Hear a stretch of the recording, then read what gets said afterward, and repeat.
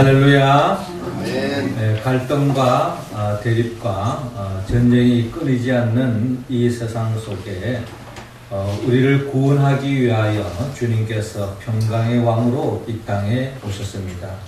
그 주님을 향하여 할렐루야 찬양대에서 귀한 찬양을 올렸습니다. 우리 주님께서 영광 중에 받아주신 줄로 믿습니다.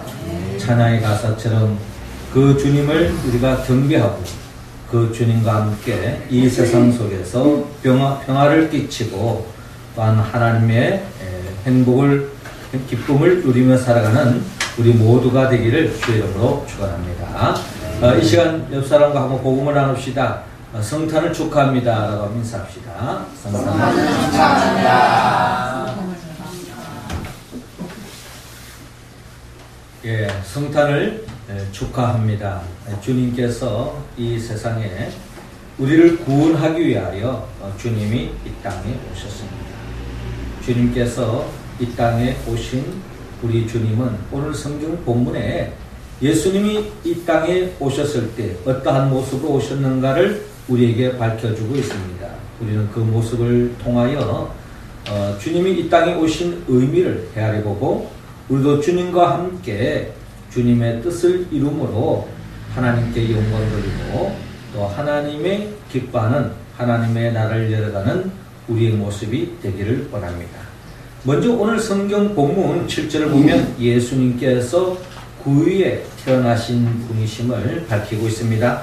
7절 말씀 우리 같이 한번 읽어볼까요? 시작. 첫 아들을 낳아 강고에 서 구유에 되었으니 이는 우리 안에 있을 곳이 없음이라. 아멘.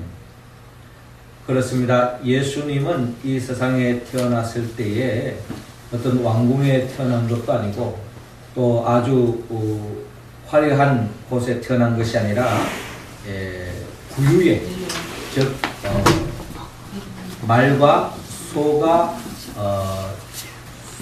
먹이통, 여물통 위에서 예수님이 태어나셨다 하는 것을 성경은 말씀하고 있습니다. 한마디로 초라한 곳에, 가난한 곳에 예수님이 태어나셨다는 것입니다.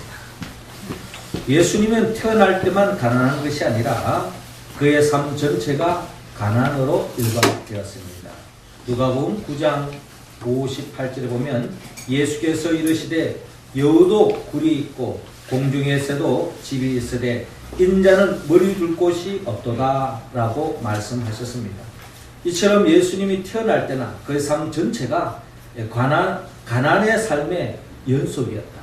왜 예수님은 이렇게 하늘 영광의 보좌를 버리고 인간의 몸으로 가난한 삶을 사셨는가 하는 그 이유를 고린도후서 8장 9절은 이렇게 말씀합니다. 우리 주 예수 그리스도의 은혜를 너희가 알거니와 부요하심이로써 너희를 위하여 가난하게 되심은 그의 가난함으로 말미암아 너희를 부요하게 하려 하심이라 라고 말씀하고 있습니다. 그렇습니다. 하늘 영광을 버리고 인간의 몸으로 가난한 삶을 사신 것은 우리 모두를 부요케 하기 위해서 주님께서 가난해지셨다라고 말씀하고 있습니다. 요한복음 10장 10절에 도둑이 오는 것은 도둑질하고 죽이고 멸망시키는 것뿐이요 내가 온 것은 양으로 생명을 얻게 하고 풍성한 삶을 주기 위해서 주님이 이 땅에 오셨다고 말씀하시고 있습니다. 우리는 이미 예수 그리스도를 믿음으로 말미암아 우리는 잃어버린 영원한 생명을 되찾고 하나님의 자녀로서 영원한 생명에 있되어 하나님의 나라를 살 수 있는 풍성한 삶을 살 수 있는 부족함이 없는 삶을 살 수 있게 된 것은 전적인 주님의 은혜인 줄로 믿습니다. 그러므로 우리도 주님과 같이 아직도 우리 주위에 영적으로 육적으로 나보다 더 어렵고 가난한 사람들에게 작은 것을 나눔으로 인해서 주님과 같이 가난한 자를 부요케 함으로 인하여 삶을 살아갈 때에 성탄의 진정한 의미에 참여하는 삶이요 하늘의 기쁨을 맛보는 인생길로 나갈 줄로 믿습니다. 우리 모두가 그 삶에 참여할 수 있기를 주의 이름으로 축원합니다. 이어서 예수님은 오늘 본문 11절을 통하여 구주로 태어나신 분임을 밝히고 있습니다. 11절 말씀 우리 할렐루야 찬양대원들 읽어주시기 바랍니다. 시작. 오늘 다윗의 동네에 너희를 위하여 구주가 나셨으니 곧 그리스도 주시니라. 아멘. 오늘 다윗의 동네에 너희를 위하여 구주가 나셨으니 곧 그리스도 주시니라 라고 말씀하고 있습니다. 즉 이 땅에 구주가 나셨습니다. 그분이 바로 그리스도 예수 그리스도이심을 오늘 성경은 밝히고 있습니다. 모든 인간은 죄 때문에 죄로 말미암아 불행의 인생을 살아갈 수밖에 없습니다. 아담과 하와가 죄를 짓고 난 이후에 모든 인간들은 죄의 올무에서 벗어날 수 있는 사람은 아무도 없습니다. 죄를 지은 사람은 죄의 삭선 사망인지라 죄를 지으면 불행해질 수밖에 없습니다. 심판의 대상이 될 수밖에 없습니다. 그런데 이 죄는 특정한 사람이 지은 것이 아니라 성경은 모든 사람이 다 죄를 지었다고 말하고 있습니다. 그 죄가 모래 알갱이만한 작은 죄를 지었던 태산과 같은 큰 죄를 지었던 어떤 죄를 지었든 간에 이 죄를 지은 사람은 사망에서 심판에서 벗어날 길이 없습니다. 그러므로 죄를 지은 인생들은 결국은 하나님의 심판의 대상이 될 수밖에 없는 거예요. 그러나 이 죄로부터 구원시키기 위해서 주님이 이 땅에 오셨습니다. 오늘 마태복음 1장 21절을 보면 아들을 낳으니 이름을 예수라. 이는 그가 자기 백성을 그들의 죄에서 구원할 자이심이라 하니라 라고 말씀하고 있습니다. 그러니까 예수님이 이 땅에 오신 목적은 자기 백성들의 그들의 죄에서 구원하기 위하여 주님이 이 땅에 오셨습니다. 예수 그리스도만이 우리의 죄의 문제를 해결할 수 있는 유일한 분이라는 것을 성경은 말씀하고 있습니다. 사도행전 4장 12절에도 다른 이로서는 구원을 받을 수 없나니 천하 사람 중에 구원을 받을 만한 다른 이름을 우리에게 주신 일이 없음이라 하였더라 라고 말씀하고 있습니다. 그렇습니다. 우리의 인생 죄로 말미암아 심판받을 수밖에 없고 멸망받을 수밖에 없고 저주의 인생을 살다가 영원한 지옥에 뜨는 수밖에 없는 인류를 구원할 수 있는 분은 오직 예수 그리스도 한 분밖에 없습니다. 우리는 그 주님을 믿음으로 결국 우리는 구원받았고 하나님의 자녀가 된 줄로 믿으시기 바랍니다. 아직도 우리 죄는 주님을 알지 못하고 주님을 믿지 못한 채 죄를 짓고 마귀의 올무에 걸려서 저주의 인생을 살다가 영원한 영벌로 지옥에 뜰 수밖에 없는 인생들이 많이 있습니다.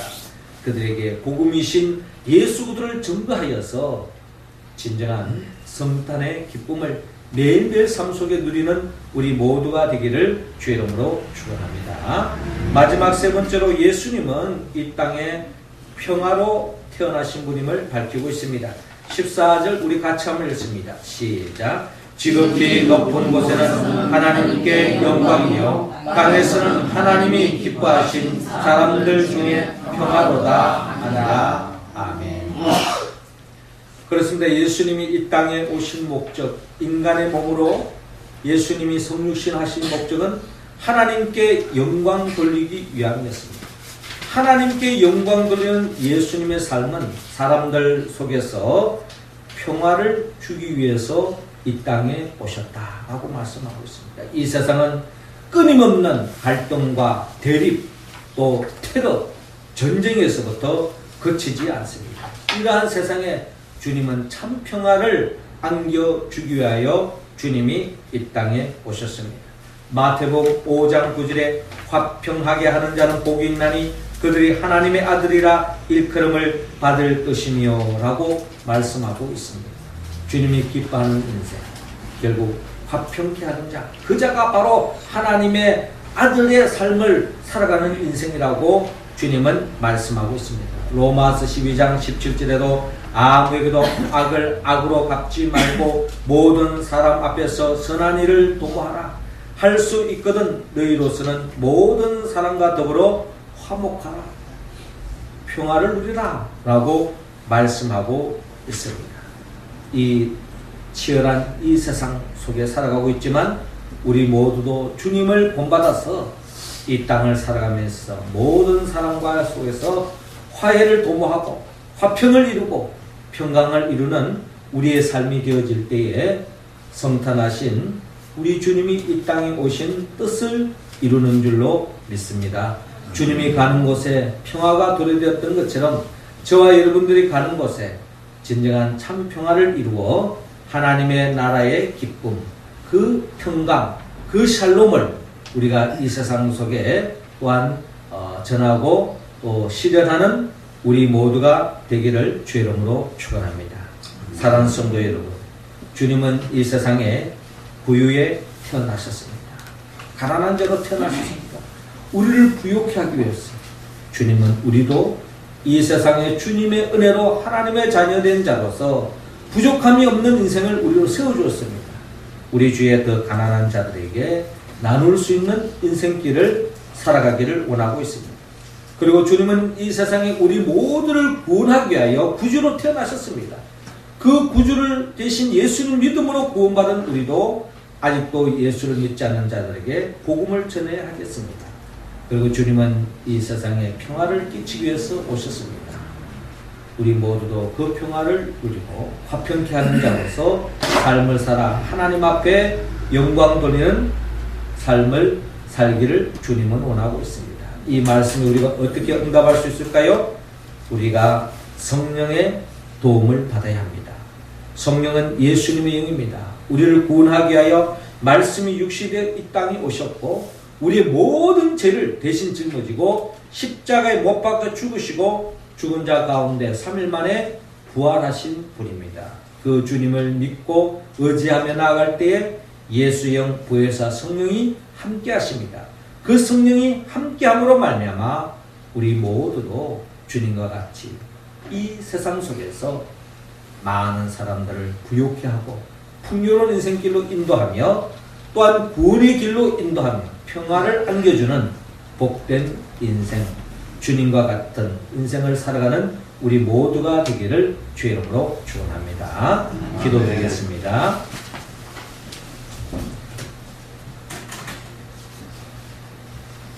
하나님 아버지 감사합니다. 우리를 죽음의 자리에서 죄로부터 우리를 구원하기 위하여 말씀이 육신되어 이 땅에 오신 우리 주님을 생각할 때 진실로 감사를 드리옵나이다. 우리 모두가 주님과 같이 아직도 우리 주위에 가난한 자, 정말 궁핍한 자들에게 작은 것이나마 나누어서 그들을 더욱더 부족함이 없는 인생길로 이끄는 데에 우리가 힘쓰는 자가 되게 하여 주옵시고 죄로 말미암아 죽어가는 그들에게 복음을 전하여서 구원의 길로 인도하게 하시고 끊임없는 갈등과 대립되어가는 이 세상 속에서 평화를 끼치는 하나님의 자녀된 삶을 살아가는 우리 모두가 되어서 주님의 이 땅에 오신 그 뜻을 이루며 살아가는 우리 모두가 되게 하여 주옵소서. 예수님의 이름으로 기도옵나이다. 아멘.